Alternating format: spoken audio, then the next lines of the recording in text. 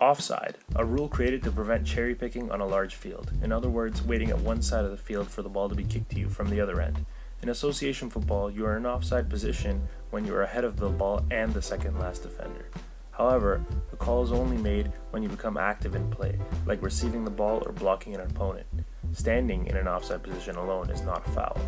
The term second last defender includes the goalkeeper, so in most situations the attention is on the last outfield player when looking at offside. Technically, if any single part of your body is in front of the second last defender, not including your arms and hands, you are still in an offside position. For example, you can be offside if only one leg is in front of the second last defender. If you're completely level with the second last defender, not in front of or behind him, you are onside. There are three main points to the offside rule. Number 1, the key moment is when the ball is passed. Number 2, you cannot be offside if you are behind the ball when it's passed, for example in corner kicks. And number 3, you cannot be offside in your own half during throw-ins or goal kicks. When I say key moment, I mean that this is when the referee will know if he has to make a call or not. Thus, standing in an offside position is not a foul or an offense. You can stand in an offside position for the whole game without the referee ever blowing his whistle if you do not interfere with the play. Interfering with play includes receiving the ball, blocking an opposing player's view, or blocking his path. You can receive the ball ahead of the second last defender, but the pass cannot be made when you are ahead of him. This allows breakaways to happen in soccer.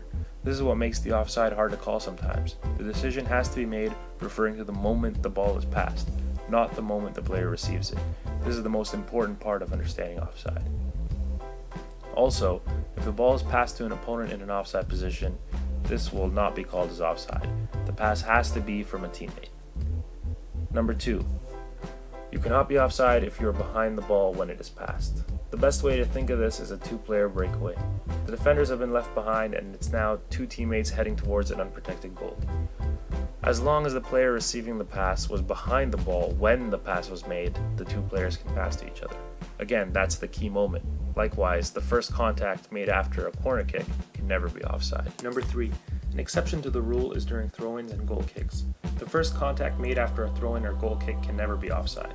After the first contact, though, the rule comes back into play. The offside rule is also in effect during free kicks.